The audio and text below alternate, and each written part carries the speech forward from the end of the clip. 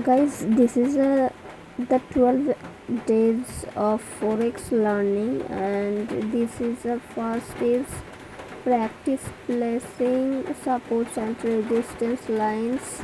Second is perfect placing trends line. Third is a study candlesticks pattern, and fourth is review charts patterns. Fifth is practice placing Fibonacci retracement, and six is learn about moving average. Seven is master market structure, and eight is which videos on movement oscillators. 9 is learn about divergence. 10th is study risk management. 11 is review fundamental lectures. 12 is create a trading plan. So guys, this is the all learning. Okay.